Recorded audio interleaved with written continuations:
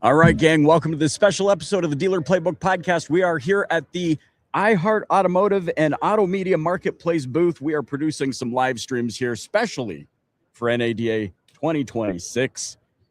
I'm here with the man, Mr. Jeff Swickard, the president and CEO of Swickard Auto Group. We had a delightful conversation the other day, and I'm so excited to dig into this. Thank you so much for joining me on the Dealer Playbook. My pleasure. Yeah. Nice to see you. You and I, we chatted briefly the other day, and you said so many things that I need to dig into here because, well, first of all, you said that you have an AI department in your auto group. Tell me, one of the things that I'm so fascinated by are people that are looking around corners, and it seems like machine learning, artificial intelligence, and the likes of, you're looking around corners at what's coming. How did you develop that sense? Oh, geez. Well, I don't know that I'm not sure I'm looking around the corner quite yet. I feel like sometimes the corner catches me before I'm ready. But I think in terms of AI, we've been looking at other industries to try to figure out, how are they incorporating AI into their businesses. And so we decided to look at all the disciplines of our business. So fixed operations, variable operations, used, new, and figure out, okay, each kind of team, how we wanted to implement AI, artificial intelligence, into those departments, if you will. And so we came up with a list of ideas, and we realized that it was going to be challenging for us to find a third party to be able to satisfy each of the needs of those departments. So we hired an expert who has been in the automotive sector, who had kind of a running start, if you will. And so we hired him as the director of artificial intelligence at our group. And then he hired a small staff of people to support initiatives that we wanted to launch that were outside of what we could buy from third parties. So things that weren't readily available in the marketplace. This is something that we're challenged with in the industry is when you really pull back and you look at that spreadsheet, if you will, of the tech stack of most dealerships and dealer groups in this case, and it's multiple pages on multiple pages. And the frustration that we often hear is that things don't integrate or speak well to each other. What's your vantage point on that? How are you looking to bring things together so that your systems are operationally efficient? I mean, that's the real challenge, right? So our first project that we started 2.5 years ago was establishing an enterprise data warehouse. So we have a common repository of data where all of our customer data is housed in Microsoft Azure, which is a hosted platform, and it's managed through what we call an enterprise data warehouse. So we have API hooks into this data, so we can allow our teams to pull different things. We started with like reporting and things that were easy for us to do, and now we're doing bi-directional integration with our all of the different parties that we have that use and where we transit data with. So like an example would be our DMS. We take all the DMS data about our customers, their transactions, some of their habits, and we put it into our enterprise data warehouse. And then we're able to use the data in that, kind of in the warehouse to figure out, how we can implement new technologies. And that's where a lot of the AI work is being done. Have I told you guys how much I love this type of conversation? And I'll tell you why in my next question. There's a real opportunity for dealers and any operation for that matter to look deeper at the integration of technology, the intersection of technology and human connection. And so this leads me to the next question I want to ask you, which is, you're also very concerned in a positive way with the hospitality side of the business. How are you thinking about the next phase of customer experience or guest experience and what those people can expect once the promise has been made by you online, the fulfillment of that promise once they come into one of your stores? I mean, that's a really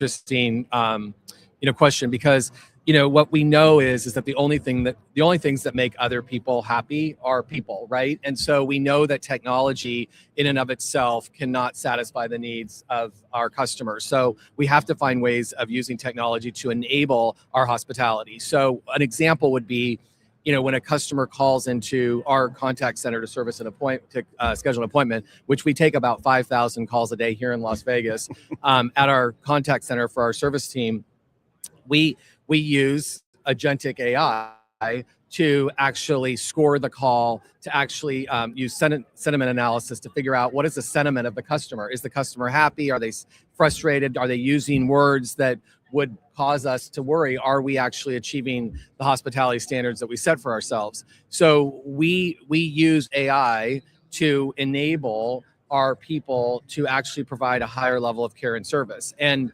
that's really important to us because we think that's our differentiator long term, is, you know, to provide this kind of memorable experience, this service level that they can't find elsewhere in the automotive space, or it's harder to find. So, you know, for us, hospitality is the core of who we are and who we want to be.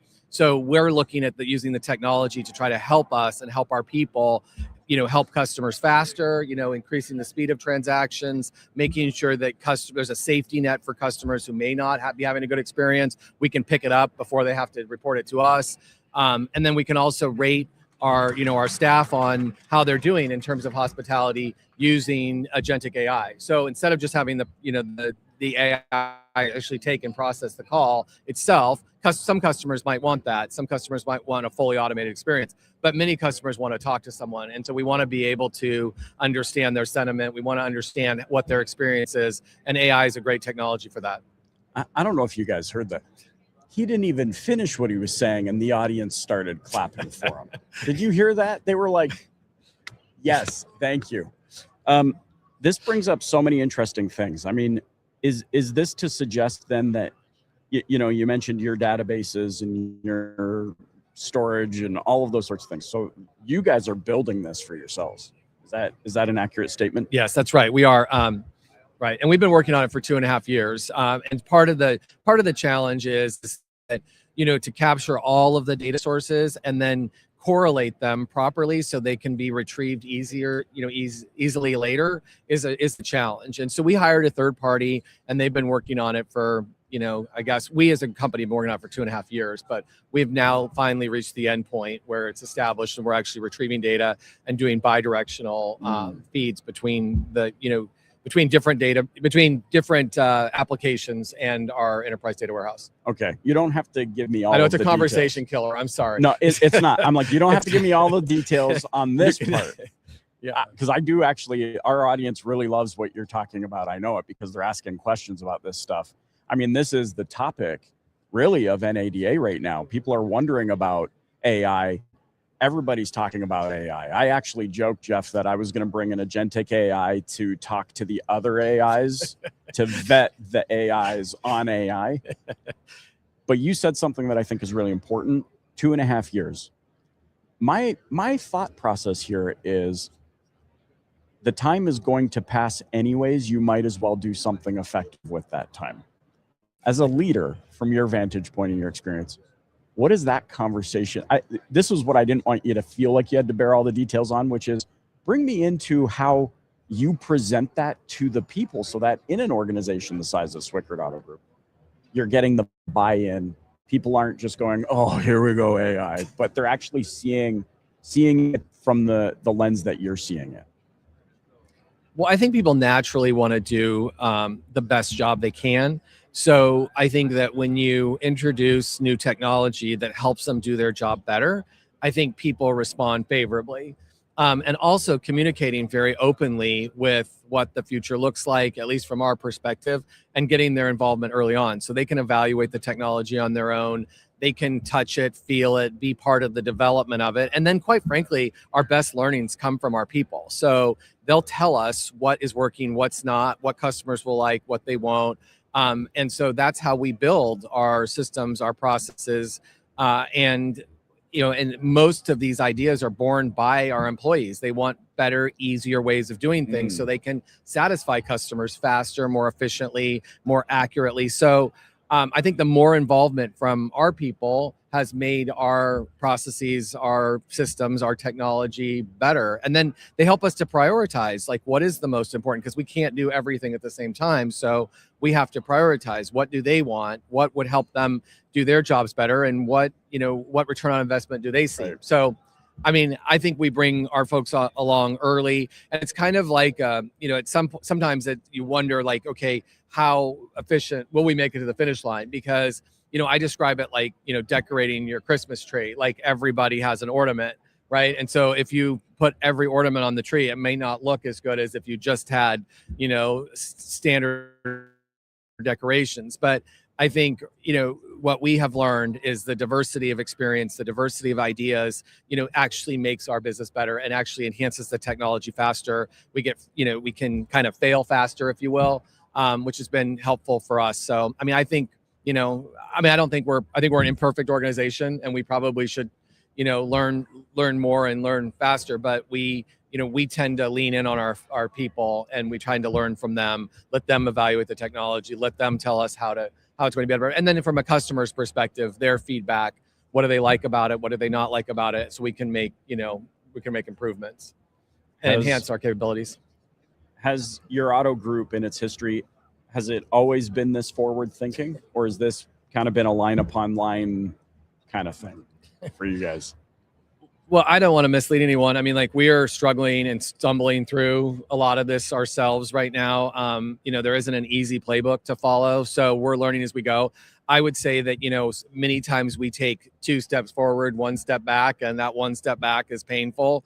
So, our team and our employees are incredibly dedicated and patient with us while we try to learn through this and stumble our way through it. But, the most fun about the automotive business is satisfying our customers and delivering experience that they don't see coming. And quite frankly, we need technology to be able to do that. To think about what customers want before they've even expressed it to us sometimes requires predictive analytics, things that maybe the customer isn't comfortable telling us, and learning about the customer and what their expectations are. And then the same with the employee, right? So the employee is unlikely to provide an exceptional experience unless we do the same for them. So if our technology is broken, it's cumbersome, it's difficult to use, employees get, demotivated. And so that's why, we want to involve them. We want to stay forward, we want to stay forward thinking, but there's a lot of auto groups, quite frankly, that are doing a lot of really amazing things when it comes to technology today. And a lot of our learning is coming from, our competitors or other companies that we watch and see and learn from. So, it's a time when we can learn kind of from everybody, our competitors, the manufacturers. Some of them have some really cool technology. Our employees give us, they're a source of, a feedback loop that's really healthy for us, customers. So trying to collect all that information and then assemble it in a way that's useful, and then try to bake it into our technology is kind of our goal. But I don't know that we're that much ahead of anyone else. But we are, intently focused on it, and it is something that, drives us. And we're excited about the future of this business. And, in order to capitalize on the future, in order to continue to enhance our customer experience, which is our desire, we have to use technology because we need the speed of technology. We need, the human brain, as you know, can only process so much data, but a machine can process an infinite amount of data. So how do we use the machine to process the data? And then how do we use our people to deliver that in a way that's, kind, considerate, and, customer focused? That's the goal. What are the chances that my wife tuned into the live stream right when he said the human brain can only process so much data? I think what she heard is Michael's brain only processes so much data. You mentioned, well, so what I'm picking up here too is we only have this opportunity once every, 30 years where the playing field levels to a degree. And all of us are in this position of, I don't know what you want to call it, subconscious incompetence. We don't know what we don't know yet. You also mentioned the prioritization of this. So from a leadership perspective, how are you, or what would you say is the best way to manage keeping the right level of urgency? Like, hey guys, this is where we need to be going with this iterative approach that you're talking about. Yeah, it's a really complicated, question. I think, focus is, we have to continue to change our focus and evolve our focus as we learn, right? And a key part of learning is listening. So, as we listen, as we learn from the marketplace, we have to pivot. So, what we might have thought was a good idea 6 months ago, a year ago, 2 years ago, may no longer be a good idea today. And for that reason, we have to be self-reflective enough to figure out, okay, how do we pivot without abandoning, some of our core principles that we want to move forward with. And the other thing is, as we're developing the technology, we're learning that others are too. And maybe their development is better than ours. Sure. So then we might have thought we needed to develop this ourselves, and then we learned that one of our partners is development, and they have they're better equipped to do that than we are. So we have to pivot and go, okay, we're instead of we're half kind of midstream here in our development, and someone else has a better product. So we have to be comfortable to abandon what we were doing, which is really hard on us, and go with a third-party product that might be better. And then vice versa. We might try a third-party product and think that it's going to accomplish all of our goals. And once we install it, we realize that it's not. And so then we have to pivot back to doing it ourselves. Our position is that we'd rather buy it than build it.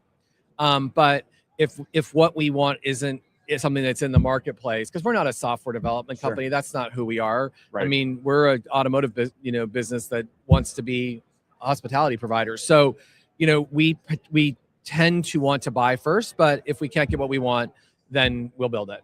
Yeah. I love this. Did I answer your question, though? You did. And I think it's incredibly inspiring. For those that are watching this live or who will listen to this after it's published on our podcast platforms, I want you to really be thinking about what Jeff just said. It's an iterative approach. There's things we don't know that we don't know yet. And the ability to foster enough resiliency to iterate, to accept what that means. You need to be looking through the context of your own circumstances. As we wind down, sir, I want to just thank you so much for joining me here on the Dealer Playbook No, podcast. thank you. Nice to meet you. Thank you. Absolutely. Yeah, thank you. Have a great show. Thank you. Well, we're here at NADA 2026. I'm at the Auto Media Marketplace booth. And we are doing live Dealer Playbook podcast episodes. Of course, these are going to go out afterwards in our regular content schedule. But I am just so impressed with what I've heard from Mr. Jeff Swickard, the president and CEO at Swickard Auto Group. They are innovating. And, one of the things that stands out to me is just how innovative the car business is. Most people think, wait, Uber, wait, Amazon, wait, whoever it might be, they're so much more innovative. What I've taken away from my conversation with Jeff Swickard is, no, the innovation is here. It's about assembling the tools and resources at your disposal and assembling them in a new way to make it a really compelling business case. That's exactly what they're doing. That session of our live stream brought to you by Auto Media Marketplace and iHeart Media Automotive. We're going to keep this live stream going. You might see me walk away from the camera. You might hear the microphones drop. You might hear some woos in the background, but we're going to keep this live stream going, and we're just going to keep it going while we bring on our guests and as we get organized. So you get the benefit watching the live stream of a little bit of the behind the scenes that goes into producing the show. I hope you stick around. I hope you enjoy it. We're going to be lining up our next panel and our next guests here shortly. Stay with us.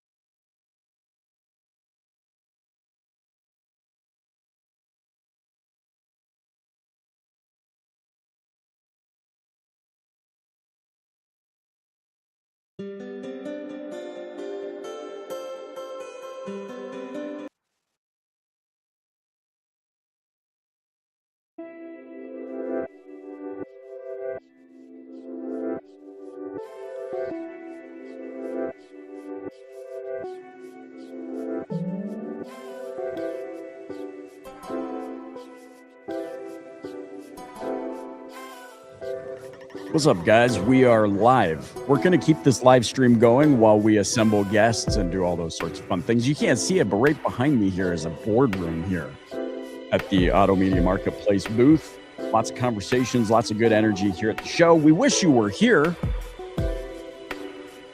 What are you doing? I'm just kidding. I'm glad you're here with me. I appreciate you guys tuning in. Hey, I'm watching comments. If you are watching on LinkedIn or YouTube or Facebook, wherever you're watching this, you can leave comments, you can ask questions.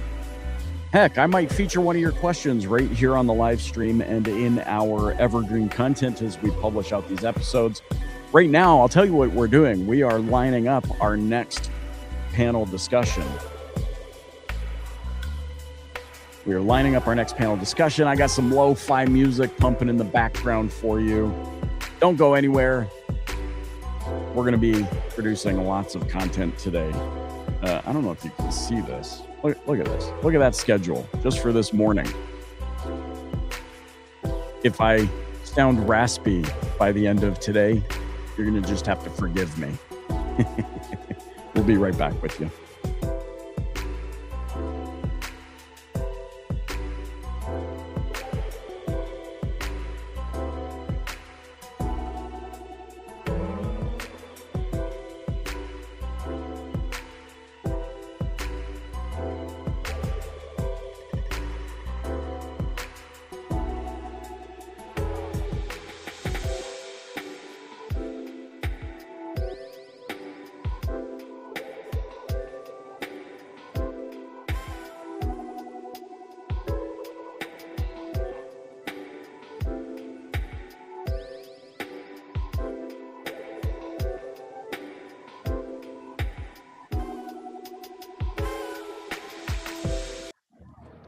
For those of that have been following the dealer playbook for a while, you might recognize this guy right here, Dan Collingridge, my CTO. How's it going? At Flex Dealer and Lift Kit. How many NADAs is this for you? I started counting probably like 3 years ago when I actually started coming consistently. I think the first one was like more than a decade ago, and I didn't have a pass. I just kind of was here hanging out with you from time to time. Yeah, I remember that. Yeah. I remember that. We've come a long way. Yes. Oh, yeah. What the heck are we doing?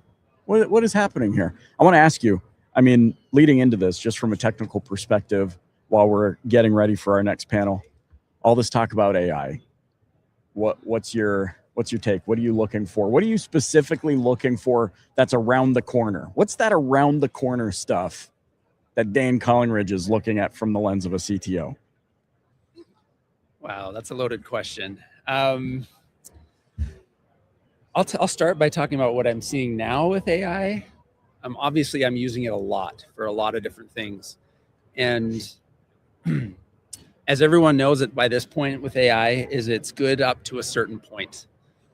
And it's interesting, like I've been using it for coding. AI is great at coding. As we know, AI is great at writing. It's great at interpreting writing. It's great at translation, all that stuff. But it's like it can only get you so far. And so if you are focused entirely on getting something done with AI and not focused on your own skills and abilities, you're going to get 80% of the way there, maybe. And that last 20% is always a grind. So my first word of advice, I guess, is make sure that you're brushing up on your skills still. Like, I'm a developer. I've done a lot of software development, and I still can't trust AI to do it all. I have to rely on my skills to know that it's doing it the right way. Because it gets you to that point where you feel pretty good about it, and then everything just falls apart in the end. Is that the intersection of technology and earned wisdom, experience, empathy, the vibe, like gut checking, knowing whether or not that may not work because it's not factoring in the mindset of that person who doesn't care about that in that way. I just see this big spider web that I have a hard time articulating, but I'm wondering if is there a time where the job of a software programmer is that of an overseer only and not? And I think that's the caution there, is if you relegate yourself to be an overseer only, you're going to be greatly disappointed. Because, and the other thing I was going to say, kind of looking around the corner, is what you asked. It's like what we're starting to see is, in technology, if you look back on history from the 1970s onward, you've seen technology grow at this exponential rate and improve at this exponential rate. AI has been so different in this, in that we saw this huge boom, 4 years ago or so, and then it feels like it's kind of plateaued since then. And where all the innovation is coming from now is just throw more computing power at it and it'll get smarter and smarter. Throw more training data at it and it'll get smarter and smarter. But we're not really seeing that as much. And so it's the use of AI that is the novel use case of AI, not AI in and of itself. So yes, overseers, but you can't get rid of the human element in this at all. Like, programmers are not going away. You need a good programmer. And what we've seen in our technology division is the guys that are using AI effectively have become much stronger developers than they ever were before, but they're still essential. We still need them. They're This just is working something faster. we talk about this all the time because we're developing products right now. We're doing some really cool stuff. Wink, wink, nudge, nudge. You're going to hear about a lot of the stuff we're developing soon, but that is something that I think I would say is our fundamental position, which is scale the human. Yes. Scale the human. Like, as long as human beings are integral to the success of the planet and just why we exist here, how many people are like, why am I here? Philosophical. As long as that question keeps being asked, as long as people keep being born, then humans have to have, like, you know what I mean? Like, I can't reconcile a different path. Yeah. AI is there. I think that was the intention from the very beginning. It's there to make our lives better. It's not there to replace us. The crowds agree with us. You hear they're cheering. They're cheering for us. See, they agree with what we're saying. Okay, because it's right. Scale the human. Okay, sorry, I cut you off. Oh yeah, it's keep using it. By all means, keep using it. Just use it smartly. And yeah, the innovation is going to come. I mean, AI is going to keep evolving. It's going to keep getting better, but I think it's going to happen slower than we all think. I think we all just got really excited and we're like, whoa, this came out of nowhere. But really, I've been studying computer science for 25 years, and they were talking about this stuff 25 years ago. And we finally got there. The future is now-ish, but we've got a long way to go still. So the human element is still the most important. My greatest fear is that we turn it all over to the AI and then our lives fall apart. Ugh. And I mean, for some, you do kind of see that thread where they become so consumed with it. It's excitement, it's whatever. But I just think, like, our human nature, we get so excited about something that it actually, to your point, consumes our life. And discernment is going to be a really big thing for people to develop. The ability to discern what is real, what is authentic, what will enhance your life. To your point, I don't think a lot of people know that they started playing with AI 80 years ago. Right? Isn't that, it was like 80 years ago when somebody fact checked me on this. And if you're watching live and you're in the comments, fact check me on that. When did they start developing artificial intelligence? The beginnings were that far ago. I think it really kind of started exploding in the 60s and 70s is when they really started figuring out what it all was supposed to mean. But even then, they had no idea. But I think, if I could put another kind of warning out there, it's the younger generation, I would say. I mean, I've got kids that are older, that are teenagers now. That's probably the greatest thing that they need to learn is yes, how to use AI, but how to, like you said, the discernment, right? Is know when it's lying to you, when it's making stuff up, what it's telling you is a good idea or not a good idea. That still has to come from within. Yeah. You and I play a lot with inventory. We see inventory as the needle to be sewn that the thread goes through. I'm looking for some sort of biblical analogy and I'm not coming up with it right now, but it's like inventory is a critical pivot point for so many operations. Why? Well, we're here at NADA. See, they agree. Let's hear it. Can I get an amen? I feel like I'm on the mountains of Mordor right now, looking over my armies and they're all inventory. They missed the cue that time. We see inventory as a catalyst, specifically through the lens of getting vehicles to market cleanly, efficiently, with full, accurate information. You mentioned we're talking AI there, but from your perspective, I mean, we've been developing inventory products for clean data flows, saving hundreds of thousands of dollars in wasted ad spend for clients. When we started with inventory, what has been your experience then? We're talking 15, 20 years ago to now. And why are we still so passionate about the inventory conversation? Oh man. You need a water for this one? I'm stuck on the biblical reference. You got me there. I'm just thinking back like, how do I sew? There's something about when the world was created. How do we keep inventory of all this stuff? And then, I mean, Noah had it easy. It's like, all right, two of you, two of you, two of you, two of you. Oh, yeah. Right. Okay. I mean, that's not what we're dealing with today. It's not as cut and dry as that. It's like, I think this has been a problem that has existed from the beginning that no one's really solved yet. And it's not one of those super exciting problems that everyone wants to solve. Right. But if you're a dealer, you probably have this headache, especially if you're involved at all in the sales and inventory side of things. Where's my data? Is it accurate? Where's it coming from? Where's it going to? If there was a problem, what happened? You're having this problem every day. How do we finally solve that? Right. Well, and think about this. It may not, guys, we get it. It's not sexy to talk about, except for the fact that there's hundreds of millions of dollars in this exhibit hall of companies all coming together to help you sell what? Because they're not helping you sell yourself. They're helping you sell your inventory. Yeah. Everybody. I see a wholesale thing over here. I see marketing companies. We're here at Auto Media Marketplace, which is an advertising marketplace assembling some of the best, the Rokus, the Hulus, the Comcasts, the Univisions, the Experians of the world. For what? To sell your cars. Because why?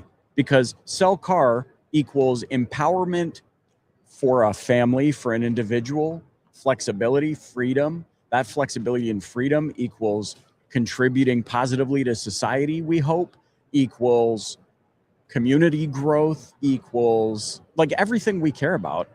I'm still trying to get this biblical reference, but I'm trying to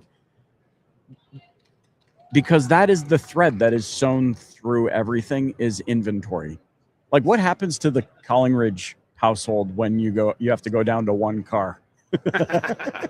Oh, I miss those days when we were a one-car family. That was just, life was so easy back then. We got Emer behind the camera. Emer, just shout it. What happens to the Sanabria household when there's only one car available? Oh, he said only one person leaves the house. But yeah, I mean, these problems, like I said, you asked the history of it. I mean, these are the same problems we've been dealing with 20 years ago. It's just a more high-tech version of it. And we can solve this, take the headache out of the management of the inventory, the merchandising of the inventory, the verification of it. AI is great at that stuff as well. That's another thing AI is awesome at, is data analysis, right? Yeah. It can do that work for you. You can focus on what you're here to do, and that's sell more cars and change people's lives. You heard it from the man, Dan Collingridge. This guy's known me since I was 7 years old. Can you believe that? 7 years old. That's a long time. If anybody had some dark, hairy secret about yours truly, it's this guy right here. Summers looked like living at his house, sleeping in sleeping bags, out on the trampoline, gallivanting around Vernon, British Columbia at 3 a.m. and getting so scared because you hear a cat in an alleyway. That was the most violence that happened in that city. Playing guitar up on the balcony, learning how to pronounce words backwards. I mean, that's this kind of stuff we did as teenagers. I'm not making this up, right? There was an old guy that used to critique our guitar playing. Right. Mr. Hooper. What's his name, Mr. Mr. Hooper. If you're listening, he's probably not around anymore. His kids maybe. But. Mr. Hooper he's been dead for 30 years. Oh yeah. Rest in peace. Oh my gosh, this old man used to critique our guitar playing, and I think he was trying to be constructive, but we were teenagers. We were like, "What a crotchety old man! Leave us alone." Now, but now that I replay this, I'm like, "What the heck what business did we have sitting on your back porch blaring guitars out amplifiers. into the park. I thought we were Just famous. having fun. Well, we're here having fun at NADA 2026. We're at the Auto Media Marketplace booth. We're here being hosted by Auto Media Marketplace and iHeart Media. You just heard Dan Collingridge, our CTO at Flex Dealer and Lift Kit, talking about inventory, talking about artificial intelligence, and the caution, which I think is so poignant. Hey, keep developing your skill sets. Guys, we're going to keep the live stream going here at NADA. Don't go anywhere. We're having lots of fun. Hope you are too.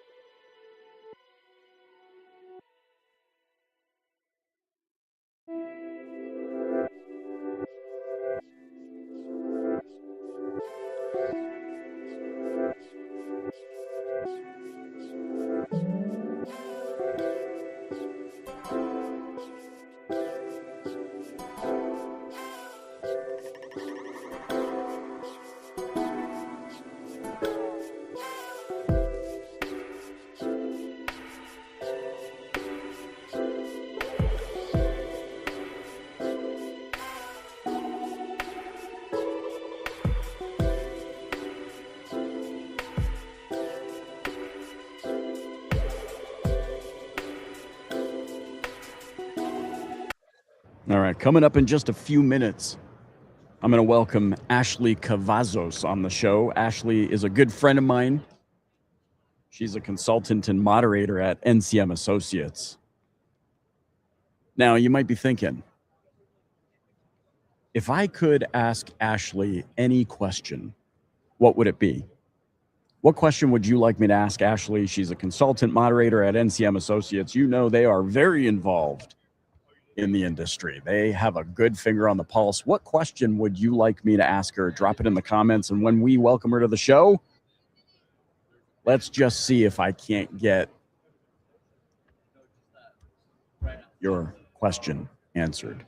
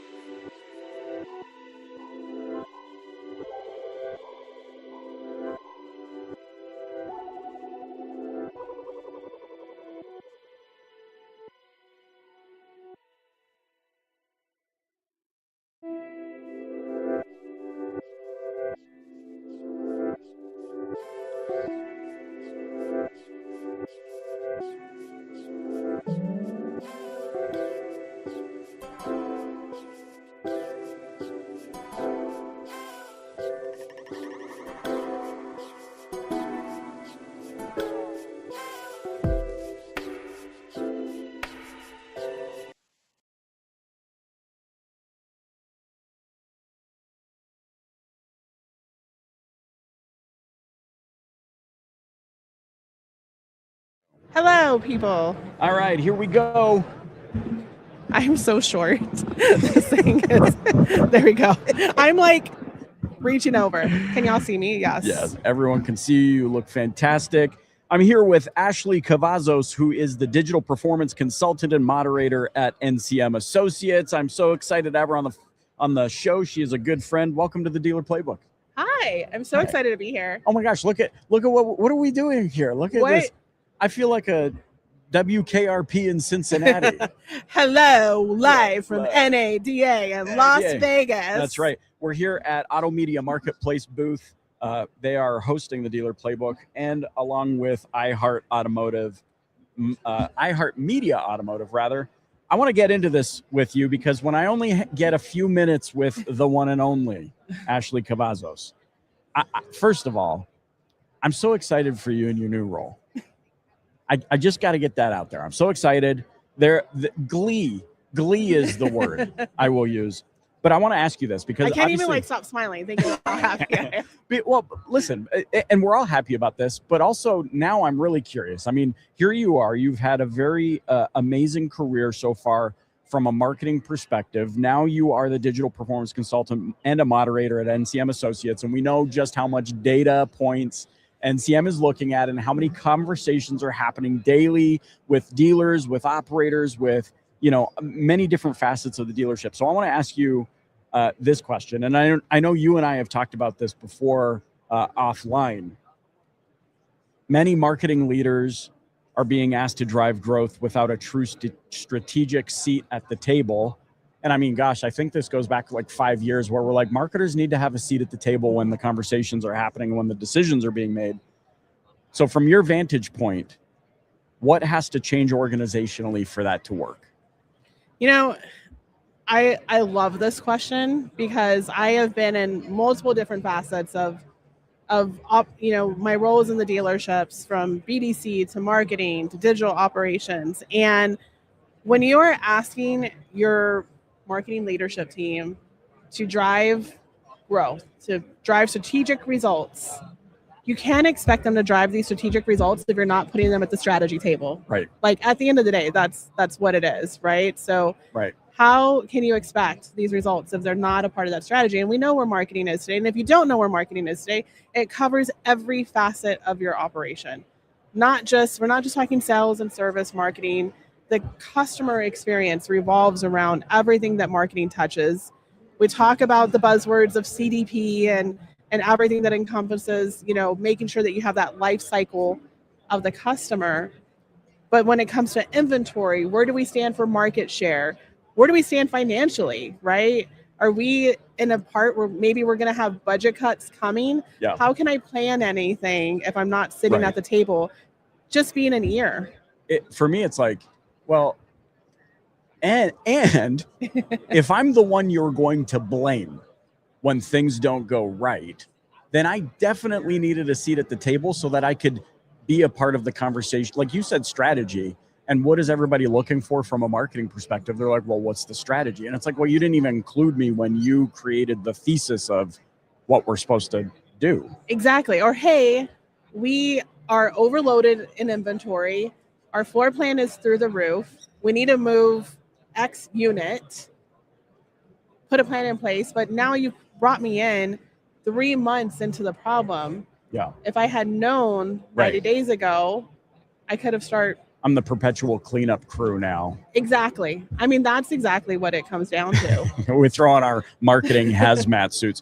Well, and then I'm also thinking about the far-reaching impact beyond that. So maybe you've got a marketing team or you're a marketing professional at the store, or maybe you've been given the title marketing director or head of marketing or whatever. So you're not a part of that high-level conversation where the direction is set. Then that means you're also not in a conversation with the other people that are going to be responsible for helping like we always forget about, well, what's the responsibility of the sales team? Right. What's the responsibility of the fixed team? What's the responsibility from like everybody in the dealership, and how does that contribute? I mean, honestly, and that has been the biggest part of, I feel, the success of my teams, right? When I started in automotive, I was a receptionist doing internet marketing and getting involved in events and social media, but I had that little touch of it from my past background. Then when I moved to Minnesota and I joined Auto Group, I was helping them build BDCs. And when I got into the BDCs, after having that little bit of marketing experience, I would get a lead and I'm like, okay, well, where did this lead come from? Right. How did they get to me? And so what did I do? I would email marketing. Hey, tell me more about X third-party provider, right? How did that lead come to me? How did they submit their request on the website? Right. What form did they fill out? Yeah. What was their journey even before they got to the website? Exactly. And Yeah. so it was creating that dotted line to the BDC and the sales team that helped improve performance. But if we're not working together as a team, and I feel really fortunate because I've been a part of really great organizations that have brought everybody together to sit at the table and talk about the problem, and everybody has a piece of, hey, what if we did this? Oh, and you hear that feedback, you're like, oh, and then if I do this, and then I can train this sales process, or we need to pivot the showroom experience to be like this. But if you're not, it's not even just having marketing at the table, it's having your whole team together at the table. And then you have everybody singing the same song. Yeah. So then what happens? Your sales team, your service team, everybody from the ground level up knows what they need to do because everybody is talking. Do you think it's oh my gosh, I can't even believe this is where me. My brain goes to what's that dude's name that just climbed the oh my the gosh, building? the Netflix guy. Netflix guy that climbed the building. And he said something, and I want to tie it back to this. He said he's actually visualized himself falling to his death. Oh, Like I know this is really, stay with me for a minute, okay? I know it's grim, but you just said bringing everybody together that needs to be involved. From your experience, should we not also consider potential points of failure so that we can come up with our mitigation plan? I mean, I'm a military kid. Like, I didn't know that. Yeah, my dad is retired vet. And when you come from that life, Yeah. you learn, I got to face the exit. I see the exit door. I know my exit, right? Right. We are taught at an early age, always think 5 to 10 steps ahead. Always be prepared, right? And so that's how my brain works. When we start thinking of introducing a tech, a provider, website, whatever it is, I'm already thinking, okay, what's going to go right? What's going to go wrong? How do I prepare for that? Right. Why do you think, bring me as much into the room now of the conversations you're having with dealers or dealer groups. Is there any hesitancy to this idea of, wait, you want us to think about points of failure? How do you navigate that with them to say, Right. like, no, you got to lean into that? I mean, I'm going to be honest, it starts with just knowing what your process is first. And that is what I see a lot as I talk to different dealers is they know what's expected to answer a lead. They know what their OEMs are telling them, but they don't have that process itself. And it's just getting the groundwork done. Do we have a process? Right. Okay, so now let's talk about process and mindset alignment. What's the biggest mindset shift dealership leaders need to be considering as you said 3 to 5 steps ahead? What are the mindset shifts for the next 3 to 5 years in order for them to stay competitive with everything that's going on? I mean, gosh, we're at NADA right now, and it's AI this, and it's AI everything, right? and AI was his name. AI. Yeah. So what's the mindset shift here? What do you really encourage your dealers to be thinking about as you consult with them? And this kind of weaves into what we just talked about, but alignment is a competitive advantage. Right? Is that the title for this episode? Alignment is the competitive advantage. I'm going to say it again. So when we think about 3 to 5 years, right? AI is the buzzword. Everybody's talking about it. Every email I received is like, come see our new AI. Look at what we're doing with AI. Right. And I don't disagree. I love AI. I utilize the heck out of AI. AI-I-I-O. Yeah, AI-E-I-O, right? However, AI is not going to replace people. It Right. shouldn't replace people. Right. But there needs to be alignment in that.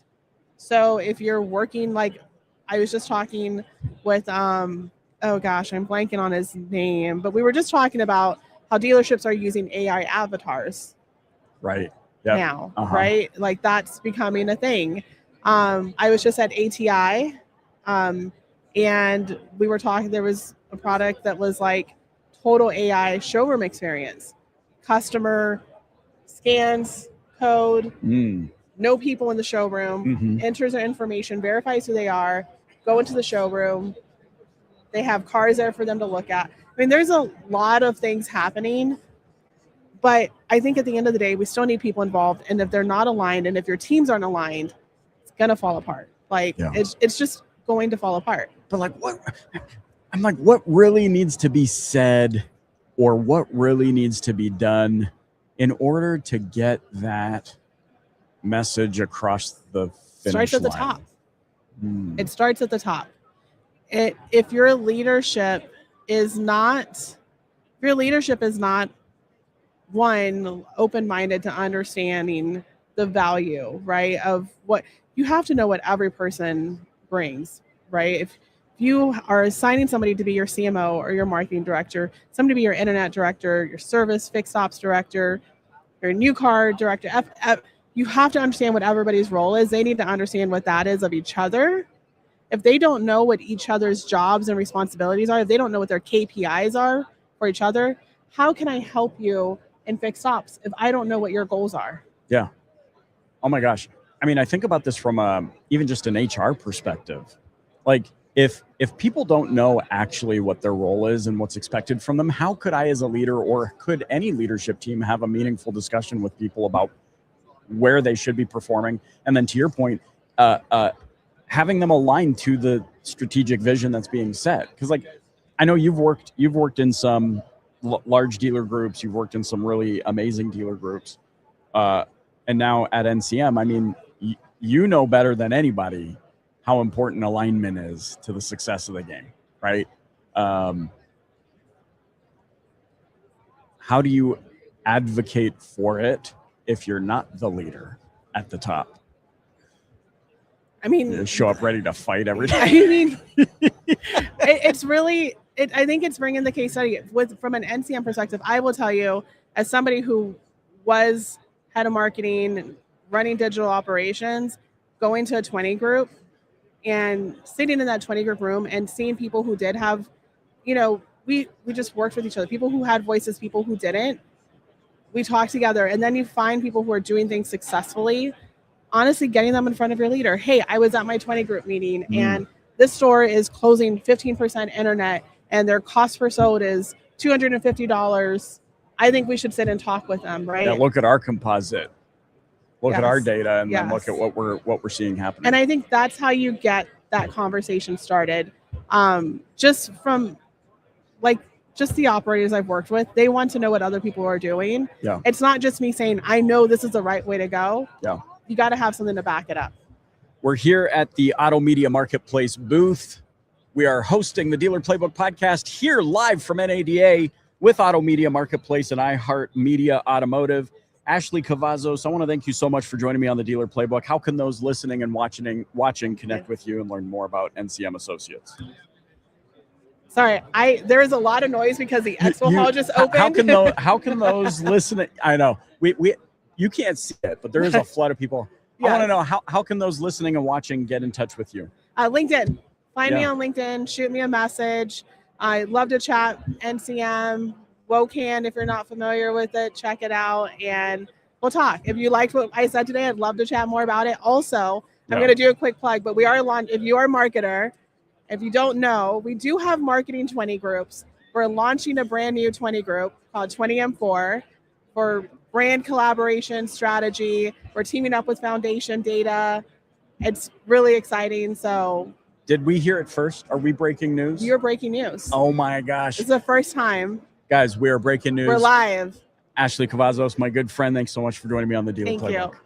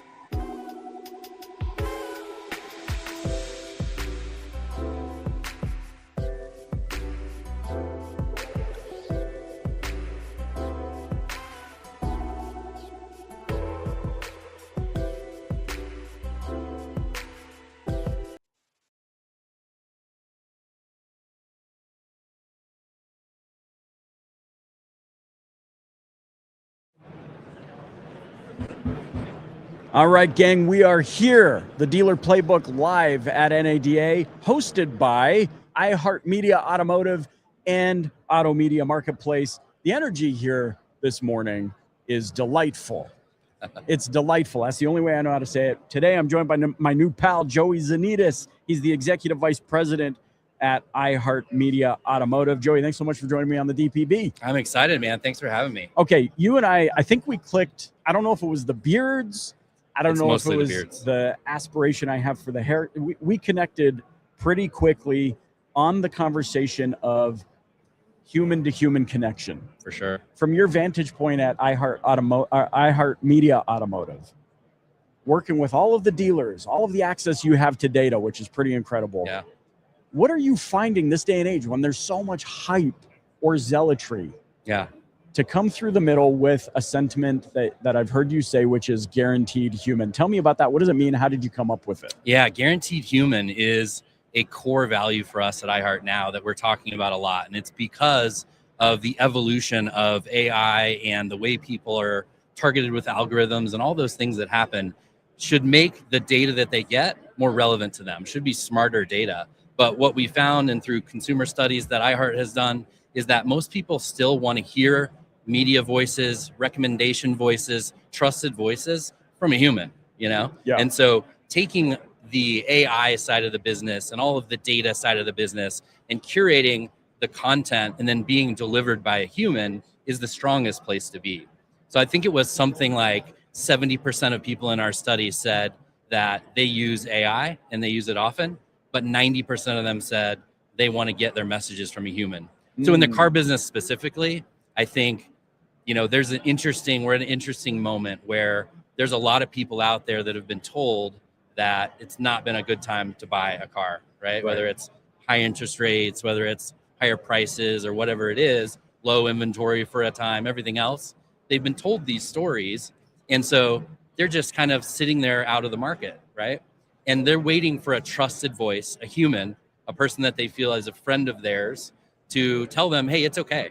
You know, now is a good time. So it's driving more of that connection with high value consumers than ever in the auto space. Right. It's for those that are willing to see it as that, it speeds up human connection. For sure. It's like the catalyst for actually getting us to shake hands faster. Yep. But then there's the other side of it. People are going, no, it's going to replace us. So what do you say to those individuals? I mean, you have the data, you have the studies, you have the more than enough evidence that says, no, but people still wanted a trusted advisor or a trusted voice. So what do you say to those people? What should they be thinking about to avoid the zealotry, I might call it? I mean, I think people should look inward because I think it's innate within us that everybody wants to connect, especially with purchase decisions, things that are large, like a car purchase, a vehicle purchase. You want to hear that recommendation from a friend. You want to hear a trusted voice telling you that you know a background on, and like people know you from your show. They know what you're about. So when you say something, there's that background. You don't want necessarily a large purchase like this to be all machines, right? Yeah. You want that human connection when you go in the dealership. It's so important. Hospitality is important. You know, as our guest earlier, Jeff Swickard, was talking about at stores, and that all comes through human connection. So people know it, I think is the funny thing. Right. Just don't think about it a whole lot. You know, what's interesting, as you're saying this, what I'm thinking about is this. I saw a video of, I'm going to say his name wrong, Jensen Huang, the CEO of NVIDIA. He's been all over the place, right? Yeah. Talking about AI. Yeah. He was asked this question, who's the smartest person you know? And he said, well, that's a really interesting question because the definition of smart, I think, is changing. Yeah. And what he said, to kind of anchor it to what you just said, he said that, you know, smart used to be somebody that could solve a problem or, you know, had a skill set that was very specific. For example, software programmers, that's a very smart avenue to go down. And then he said, but what's the first thing that AI's figured out is how to do software programming. So he said, I think the definition of smart is changing, which is the person who, with their experience and wisdom and vibes and the ability to see around a corner and discern and think, a few steps ahead.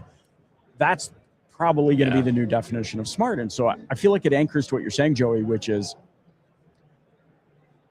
that's rooted in our innate human desire, For sure. which is, okay, but like GPT, right?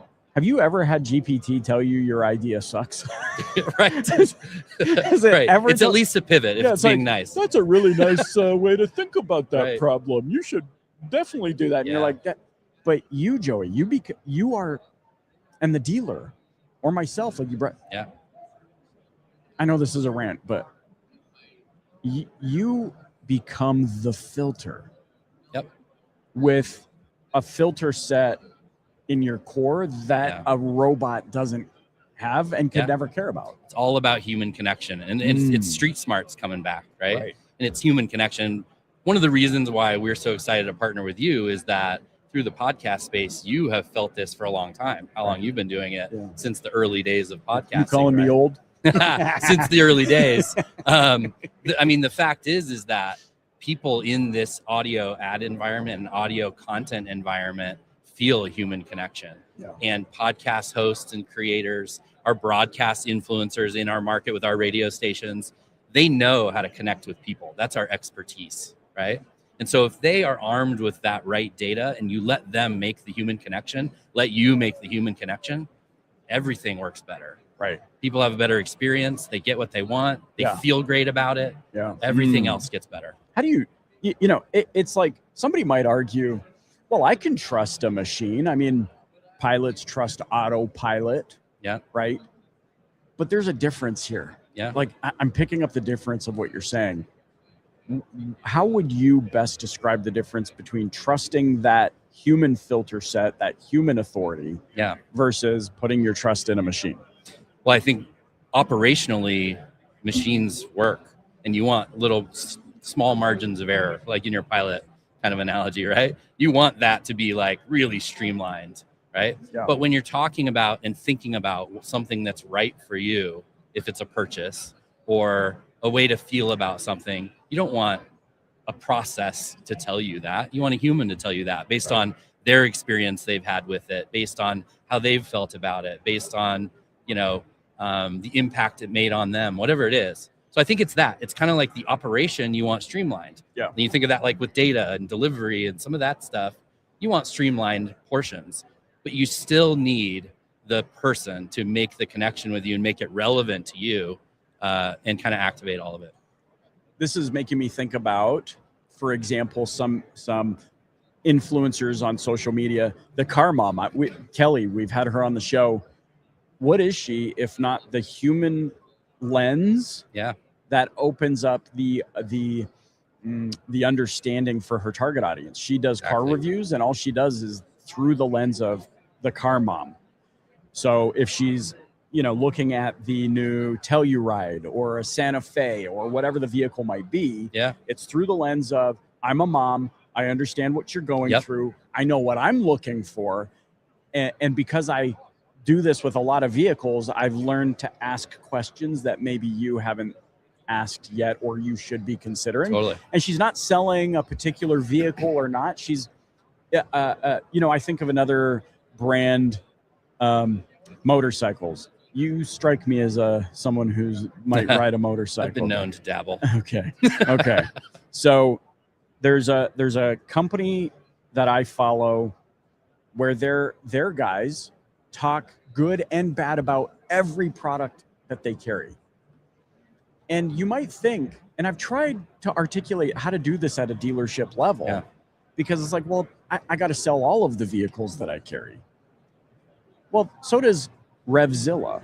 Mhm. I think that's the name of the brand. Revzilla wants to sell every helmet they carry, every glove line, every pant line, riding pant, every riding shoe. But they talk about it in terms of, hey, if your head is kind of this shape, Yep. this helmet may be uncomfortable for you. What it does is it makes me want to buy their products from them even more. Yeah. Is that what you're seeing? Is that the vibe that I'm picking up on? For sure. I mean, I think trust is at the root and the heart of this. And if you go in and you only say everything is great for you, it's a quick way downhill, right? Right. Because the trust erodes. People know everything isn't right for them. but the right thing is right for them. And so building trust in the recommendations and knowing your person that you're talking to is first and foremost. Like, it becomes about audiences and it becomes about fit, which I think is so key when you go through it. Some might say marketing 101. Yep. Know who you're talking to. Yeah. Like, be valuable to somebody, not worthless to everybody. Yeah. And I think so many things move to the direction of all of the data and all of that part of it, that a lot of people forgot about the connection part of it that you have to have with your consumer, the person you're talking to. And that's what we found through everything that we see, is that when you have that brand health and you have that trust, you're having those right conversations, you know, and doing them in the right way, all that other stuff works better. So it supercharges the rest of the things that you're doing, that you are using all the data for, and everything else.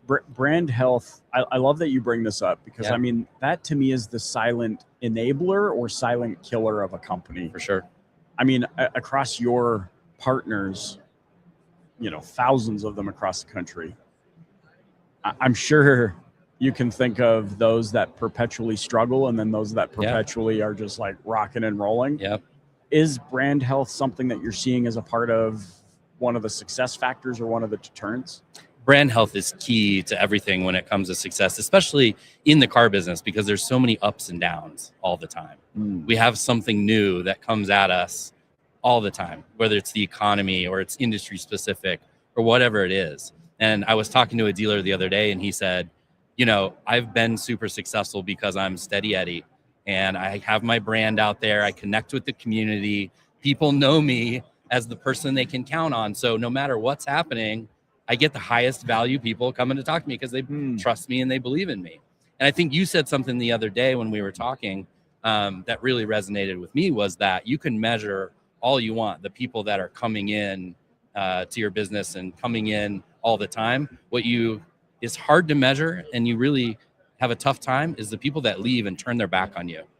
And so when trust erodes and you don't have the brand health, you get in a wheel that's always trying to fill, but people are going out the back door at the same time. So build trust on the front end, have it be the backbone of everything through the right audiences, the right conversations, and everything changes. I'm just thinking of the the downward spiral of deteriorating trust. Yeah.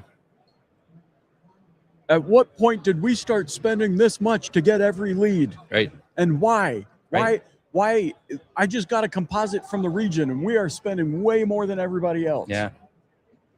Right? Yeah. That's typically what gets articulated.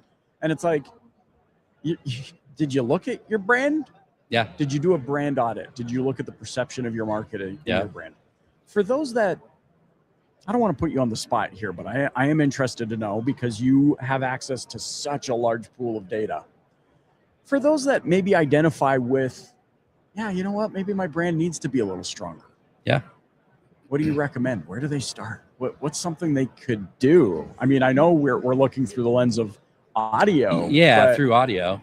Audio is interesting because 31% of the time that people are exposed to ads in a day comes from audio. It's 31% of exposure. Wow. And people don't think about that necessarily. So from my standpoint, we talk about obviously our broadcast influencers that really connect with their community, and our podcast hosts and creators, because they're trusted voices. But the recommendation really is find the right audience and the right trusted voice that knows how to talk to them, and then let them talk to their people. Yeah. Right. I think a mistake that we see a lot is, you know, we'll get really strict guidelines on what needs to be said. When, and I'm sure you would vouch for this, is, you know, your audience, you know, what's going to resonate with them. Right. Let the person that is telling that story and building that trust with you tell it in the way that's going to resonate. So I think that's a core thing. Authenticity For sure. Authenticity in the message and in the delivery. I mean, I'm thinking about, you know, with what you're saying, how many, I don't want, this could sound douchey to the wrong audience. We don't want to do that. Gang, you know me. But I'm thinking about how many opportunities I've turned down because once passed through the filter set of me, I'm like, I can't authentically vouch for that. Or the things that we do together, iHeart, Media Automotive, like I can vouch for that because I believe in it because I'm already doing it. You've felt it. I mean, you you're felt already the impact listening to of me it. on the platform Yeah. for crying out loud. Right. Yeah, I felt the impact of it. Yeah.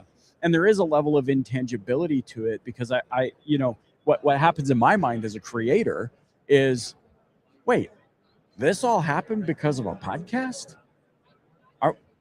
And I feel like I'm haphazardly doing it at best, right? Then I can't imagine, you probably think, yeah, imagine if you really felt like you were doing it intentionally, the power of that. Yeah. For dealers, how should they be thinking about audio? Where does that fit in the mix? Where, you know, we often have this divide where it's like, oh, that's the new age guy, he's the podcaster, and then there's traditional.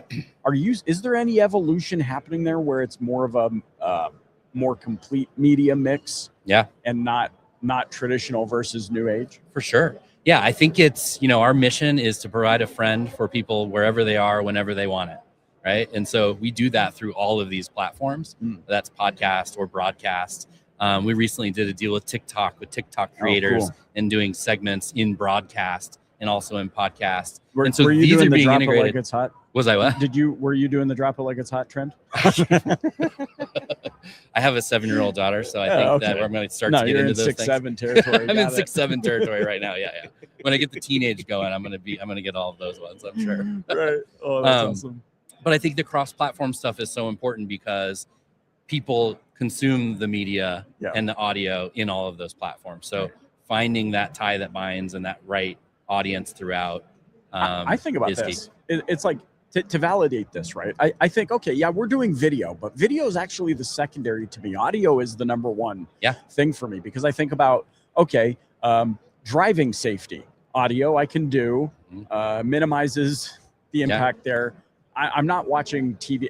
And hey, if you're watching TV shows in the car, driving down the freeway, the next time you do that, don't. You've hacked your display is what you've done. Mowing the lawn, shoveling the driveway, whatever it might be, I can consume audio. It is a way more. It is much more convenient to consume audio than anything else, in my opinion. And when done right, can be a really immersive experience. Very emotional. Yep. And it drives, and that's really why for the car business specifically, it's so important. This is an emotional, large purchase for most people. Right. Second largest purchase they make. Right. They want a trusted recommendation. They want it to feel good. They want to connect with somebody and feel like it was the right thing to do, and they want to be happy about it. My mind, hold on, my brain's going to start oozing out of my ears. I'm getting a revelation here.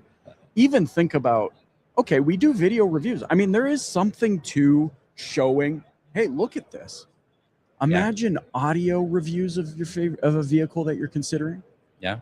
That you can just throw an earbud in or whatever it is and hear about the questions you have those questions answered. And I can't help but think, hey, if your dealership's not going to do it, somebody else's is. Yeah. And the opportunity there is such a level playing field right now. Think about this. This is kind of a fun one is we talk about owning the car as a way to capitalize on audio. And we say it like, it's like if Crest could advertise in the mirror in the bathroom to somebody with yellow teeth. So advertising in the car just makes sense, right? When they're looking at nicer ones going by, when they're thinking about how theirs is old, all of that stuff. Yeah, it is the place to be, coupled with the trust. Then you have that intent. I love. I don't know why. That one. That is such a good point, dude. Where are you advertising your toothpaste? You're advertising it on TV right. when I'm chowing down on nacho cheese Doritos. Right. If there was a way to advertise that your teeth are nasty, is when you're in the mirror and you can see. Pretty good idea. Oh my gosh. The Vegas casinos could be onto something because, you know, they put the TV in the mirror and but anyways, but they're not. Revenue stream for sure. The summation of what I'm feeling as you're speaking really is this.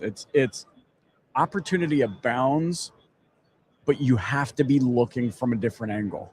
Yep. If you're not causing yourself to look at your circumstances your technology, what you're currently doing from marketing, penetration into the market, so on and so forth, from a different angle, then you're going to keep doing the same thing, which is often, I feel like, perpetuated by trying to just catch up to your competitor, not realizing that often your competitor's doing the same thing. They're looking at you, trying to keep up with you. And we're like a murmuration of starling with no leader. Yeah. And everybody wants to, needs to talk about profitability these days. I go to profitability of when everybody is going after these same people, these auto intenders and things. And it's the auto intenders that are shopping around a lot and all of that. Profitability starts to go down, right? When they're exposed to everybody's pricing, right? Race to the bottom a little bit. There's a thing where I call them the auto unintenders. These are the people that are going to buy a car, but they don't know it yet. That through trust, you're changing their mind to say it is a good time to do it. These are the highest value customers out there because they already want to buy from you. They're going to shop less places. They're going to say, I know where I'm going to go. I'm going to go buy from Michael because I believe he's going to give me a good deal. I've heard about it through whoever my referral source is in an authentic way. I'm going to go in and do that. So this customer that walks in that probably doesn't ever submit a lead because they want to go to this store, it's the highest value person that a dealership can have. Oh my gosh. I'm going to have to have all of it together starts to really make sense. You want to give them all the low funnel ways to interact and come to you and all of that. But if they don't have that foundation of belief that they're going to get the right deal at the right time and the right thing, it falls apart. It's an accessibility thing, which we need more and more and more of. How accessible can I become to my target audience with the information that will actually help them make better decisions for their family? Oh my gosh. And we love when dealers jump on and get involved. Not everybody wants to do it. We use the influencers, but it's that authenticity that you talked about that really drives it. So I love this conversation. We're gonna have you back on and talk more about the auto unintender. Hey, listen, we're at the Auto Media Marketplace booth.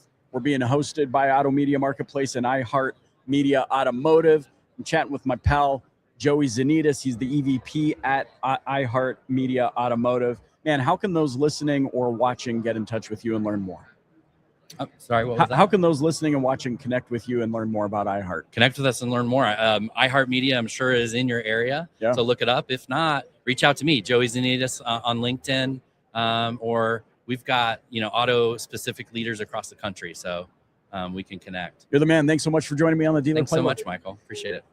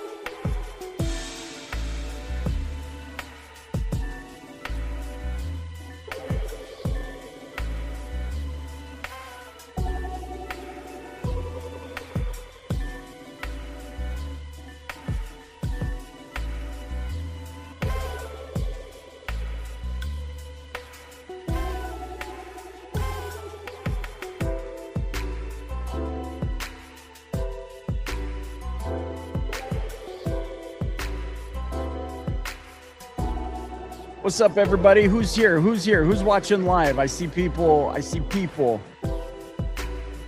I see people. Landon says, I freaking love the train of thought.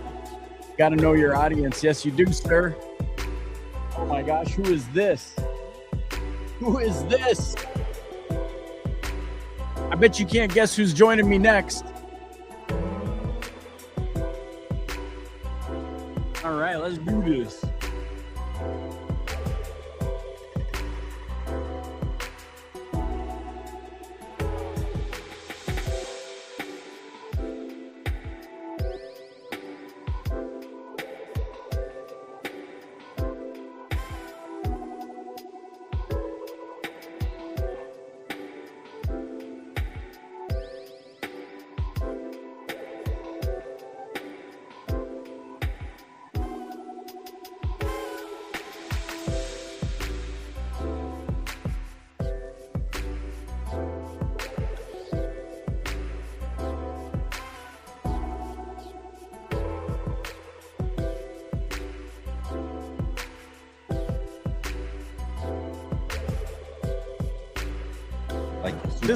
This guy just, he comes on ready. I've been gaining weight, dude. And so I'm heavier, but I'm in better shape. Not my jacket. I think you look good. Here, look. Cannot close. You just told me that you went for a 4-mile run. I did. That's what I'm saying. I'm doing so much extra fitness that I'm actually gaining weight. I looked it up. Like my muscles, as I'm building muscle, and they're holding more water because I'm doing so much extra effort. That the first 6 to 8 weeks you actually like gain, then you'll start to shred. You doing the creatine too? I'm not doing anything. You just building muscle. I'm just working my tail off every day. Getting your protein in. Nothing dietary. Okay. It's all hard. Is this what we want? Ridiculous work. Oh, did we start? I'm sorry, I didn't know. No, Are we doing something? Maybe I'll sit though because I can't button my jacket. Yeah, go ahead, sit. Hold on, listen. Sit. Hey, okay, who wants to see? If he sits, I bet you anything he'll still be taller than me. Pull that thing. Are there people on the live? Yeah, there's people live. Oh, this whole time? Oh. Hey, I'm talking to the guy that's encouraged me to do live streaming for the last 5 years. I might not get another chance to sit all day. Okay, sit. I'll sit too, just so it looks Roadcaster Pro more. 2.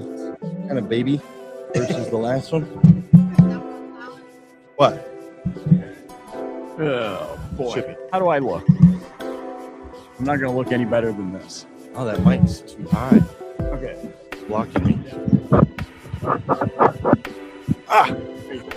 Okay, here we go. Sheesh. Here we go. All right. Okay. All right, gang. He's already here. I'm sitting down with my good friend. Do I need to walk out? No, you don't. You're going to sit right here. Sitting down with my good friend Glenn Lundy. We're here at the Auto Media Marketplace booth. We're hosted by Auto Media Marketplace and iHeart Media Automotive. Glenn Lundy is the president, the founder of the 800% Elite Automotive Club. And look he's right here. I can touch him. Thanks for joining me on the Dealer Playbook. iHeart Media, bro. That's a big name. That's a big name. Look at you. You're moving up in the world. The iHeart. Yeah, Lee, bro. I come a long way since Vernon, British Columbia. For real, dude. iHeart, that's a big deal. Hey, you had a packed room yesterday, bro. You had a packed room. Tell me though, bring me inside that room because I didn't have the credential to get in that room. I need to know what you told a packed room of people yesterday. Okay, I told them 3 stories and 3 strategies.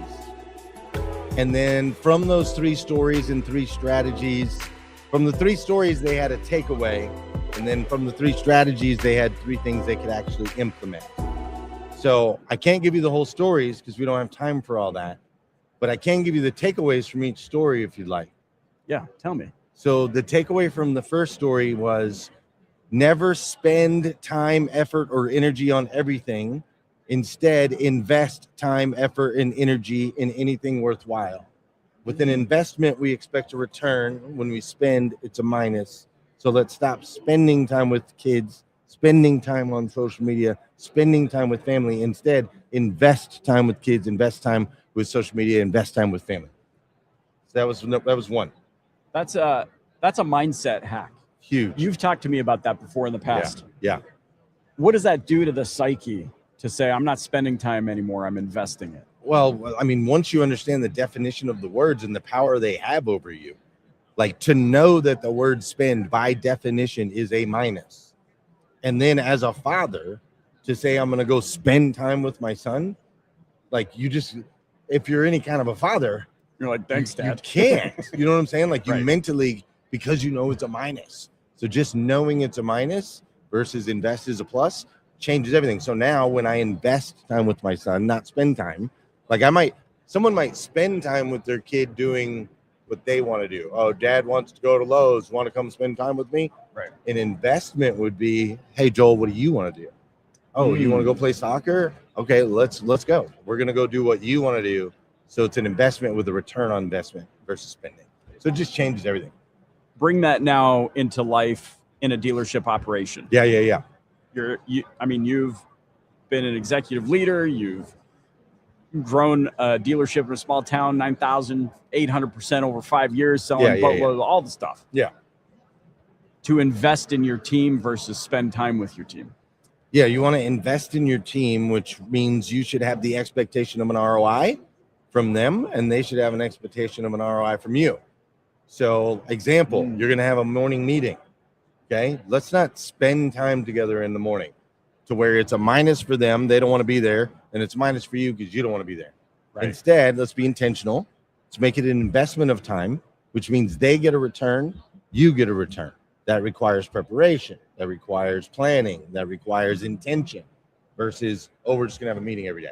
Like most people don't want to do meetings because meetings freaking suck because no one's intentional and it's not purposeful and nobody's getting anything out of it. Yeah, that could have been an email. Yeah, right, exactly. But daily investing in coming together and equipping your team with the tools they need to succeed and inspiring them to be great gets you a return. That's takeaway. If that was takeaway number, yeah, that's number one. Now I understand why your room was packed yesterday. Oh, it was packed. It was crazy. Takeaway number 2. I need to know. Takeaway number 2 was you take yourself wherever you go. Okay. Sounds like a fortune cookie, right? You take yourself wherever you go. It's a song. You take yourself wherever you go. Yeah, you take yourself wherever you go, man. Basically what that there's a whole story behind it, but the intention and purpose is that you understand that going and getting another job ain't going to change nothing for you. Moving to a different city is not going to change anything for you. Getting even a different, like a girlfriend, wife, boyfriend, husband, it's not going to change anything because you take yourself wherever you go. Now, if you know and understand that you are actually the catalyst for whatever results you're getting in your life, and then you go move to a different city, or you go move to a different job, or you go move to a different relationship, but you understand that you're the catalyst, right? The city's not going to solve your problem. The job's not going to solve your problem. A person's not going to solve your problem. You take yourself wherever you go. And I just learned that through years of, I kept getting the same result, even though I lived in different places and was around different people, the result was always the same. And once you realize you're the catalyst of all things good and bad in your life, then now you can start taking control.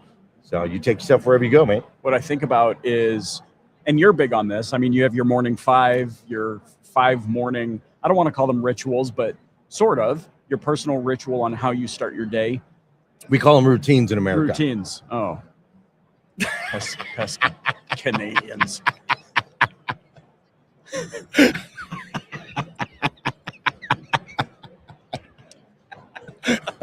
Okay, fine. Your 5 morning routines, you are the catalyst, makes me think about this idea. Like you're big into manifestation, you're big into goal setting, you're big into these sorts of things. Does that tie into, is that part of the practice of catalyst, like recognizing you're the catalyst?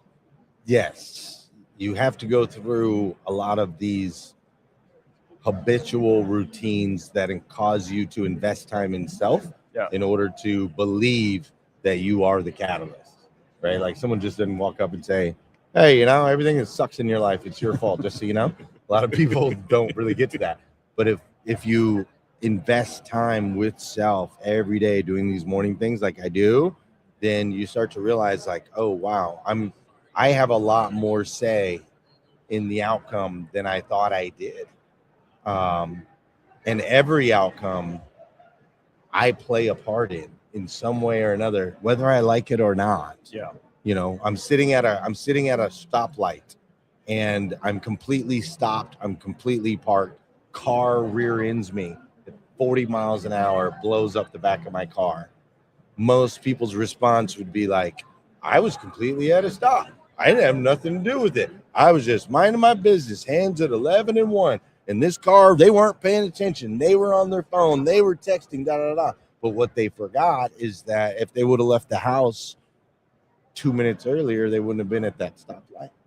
If they would have left 2 minutes later, if they would have turned left instead of turned right, if they would have took this path versus this path, like we still play a part, even though that particular moment you might not have control of, there were a series of events that led you to that moment. And that's really what it means to be the like to understand that you're the catalyst. You play a part in every outcome, good or bad, whether you like it or not.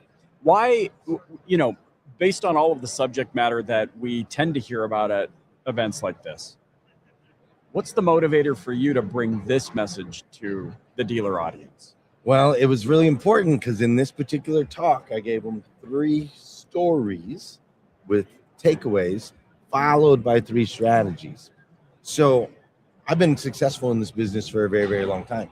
I could have walked on stage and given them 6 strategies. The likelihood of them executing on the 6 strategies would probably be slim to none. Like they'd be like, that was fun and that was exciting and he's a dynamic speaker. And then 12 minutes later, they're like, well, you want to grab lunch? Like their mind's in a whole different place. But if I start with you having to like get an understanding that, hey, you're the catalyst behind the change. It's not the tool. It's not the strategy. Like you are the catalyst behind the change. And if you invest time understanding that, not spend time, but invest time, then now the strategies that I'm giving you actually make an impact. And I'm not interested in standing on a stage talking to a full room without making an impact because I need an ROI on my investment of time also. So I love to start with, let's connect the dots so they understand who's actually in charge. And then now we can layer some strategies on top. The root of what matters most in any circumstance, and then tactics. That's right. Talk to me about 800% Elite Automotive Club. You guys are doing some pretty crazy stuff. Yeah. I mean, congratulations. You've been accepted into some new programs. Yeah. You were just hanging out with the minority dealers the other night, and I saw all the pictures, and I was feeling FOMO. I'm like, does a Canadian Italian Portuguese dude qualify to be in that room? Because it looked like a bunch of fun. I mean, what's your sense of where's the industry at right now? You're I don't want to say bringing it back to basics, because these are not basic principles you're teaching. They are foundational. They are critical, mission critical. So marrying that to the state of automotive right now, what are you seeing? Where are things headed? I believe things are headed towards a bloodbath for many and a increase in wealth and success that's been unprecedented in this industry for others. Like a extreme gap. Some are gonna die on the vine and some are gonna be like unbelievable amounts of growth and success. Is it a acquisition spree, or is it just like when you say die on the vine, it's like they just disappeared, or did they get acquired? Walmart came through. Walmart came through. When Walmart first got there, started rocking and rolling, 95% of groceries were bought from family-owned and operated supermarkets. Walmart came in. People fought against them, said whatever. Some people let them in. Some people didn't want to let them in. Some people bought into it. Some people said, buy local, buy local. Some people, all of those things happened. Now, fast forward, 95% of groceries are bought from a chain, from Walmart. So they completely flipped the script, right? We see that happening now in this industry. The privately owned and operated, the family owned and operated, the small hometown type dealership give me a bloodbath. They don't get their volume up. If they don't understand the used car game and get their volume up, it's not long that these stores are going. Everything's more expensive. Floor plan's more expensive. The building's more expensive. Everything's more expensive, and they're still trying to operate selling 40, 50 cars a month. You just can't. You're trying to go against Carvana selling 40, 50 cars a month. You're trying to go against CarMax 40, 50 cars a month. You're trying to go against Tesla. You're trying to go against Amazon. You're trying to go against Apple selling 40, 50 cars a month. Like, you just can't anymore. Right. The volume's got to get up. So I was headed to the airport the other day. You brought up Carvana. I saw my first Carvana CDJR store Oh, yeah. popping up in I Dallas. think they have 5 now. What's the play? What are they Well, doing? Interestingly enough, I have a little secret thought, but other people have difference, and most people don't agree with me on this particular one. I think obviously Carvana has multiple different reasons for it, but I think their biggest reason is certified pre-owned. So Carvana is known for being the used car place. There's a huge market of buyers that can't afford a brand new car, want a certified pre-owned car because it's basically a brand new car, but it's used. It's a little bit cheaper. A lot of dealers do really, really well with certified pre-owned. But you have to own a franchise in order to do a certified pre-owned vehicle. So my belief is they're going to pop up all these different stores in all these different markets. Obviously, having a retail facility, whatever benefits come from that from a service side, but it gives them the power to start certifying pre-owned vehicles, which you can charge more for. Certified pre-owned, which will increase their stock prices, increases their revenue, right? Increases revenue, increases stock prices, and opens them up to a market that currently they cannot tap into at all, which is basically the last market they can't tap into right now. Dude, they're not even playing chess right now. They're not playing chess. They're not playing checkers. They're playing some other game. What are they playing? Mahjong? What are they playing? Yes. Mhm. Dang. I mean, and I would say, like, I don't want anyone to think we are not two guys that are advocates for the dealer body, because we very much are. I mean, you wouldn't be going to the lengths you are to train and help change or facilitate change. I wouldn't be doing this show if we weren't advocates for the dealer body, but I also can't help but think that I'm really annoyed I didn't buy shares when they went down to like $1.15 a piece. Yeah, a lot of shares. They're what, 430 now? 440? Yeah, 430, 440. Yeah, it's crazy, bro. And that's the thing. Like, I love this industry, and I'm fearful of what the future looks like, because a lot of people that are in this industry now, that have been successful in this industry, were given an opportunity when they probably shouldn't have been. Like, when they hired me, bro, I would not pass any type of background check for any corporation. I guarantee you. Yeah. Right? I was down on my luck. I had bad credit. I had all the things, criminal record, all the things. Auto industry says, come on, bro. We will evaluate you based on who you are today and the performance with which you show up now, not who you were before and the performance you used to show up with them, right? Like, in the auto industry is like that, and has been. And a lot of these people that have been very successful all across this freaking building is because they were given an opportunity they probably didn't deserve, or an opportunity they wouldn't have gotten anywhere else. That's going to get squashed out in the future if we keep going in this direction. The more and more publics, the more and more huge change, the more and more guidelines and laws and the more and more of that, the less opportunity for a dumb kid like me that made a few mistakes to be able to completely transform his life. That's what I'm fighting for. I'm fighting for that young Glenn. Dude, now I'm gonna like throw on a kilt, get on like a shield, like it's like a battle cry. Yeah, but it really is a battle cry. This is something I love so much about my pal Glenn Lundy, who's joining me here on the Dealer Playbook at the Auto Media Marketplace and iHeart Media Automotive booth here at NADA. We're bringing the real talk, guys. You need to be paying attention. You need to be paying attention because, listen, it's changing with or without you. You need to be the catalyst of change. You need to start investing heavily. Glenn, how can those listening or watching connect with you? Just go to 800%.life. Everything's there. 800% spelled out. Do you have a jingle? .life. Do I have a jingle? Yeah, you need a jingle for that. No, we don't have a jingle. Brandon, he needs a jingle for the 800%. Well, we have like a slogan, right? Like, we rise, evolve, and impact. Well, that needs to be. We need together. Tony with the keys to do the song for that.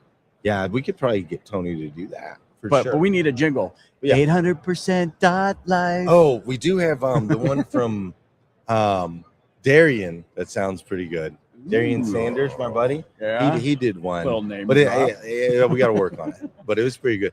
800%. But we had a dealership for a little bit, so he mixed in dealership stuff. It was solid. I heard it. Oh yeah, that's right. You did hear. You're the man. You were there, bro. Thank you for being a great friend. You know I love you. Thanks for joining me on the show. Appreciate it. Yeah, love you, bro. Thanks for having me. Pick up the smack. All right, guys, that concludes the live stream here at NADA today. The live stream. Just for today. We're going to be Closed coming it back down. with more interviews tomorrow.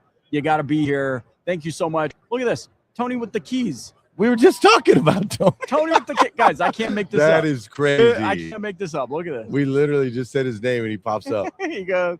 Wow. 800%.life.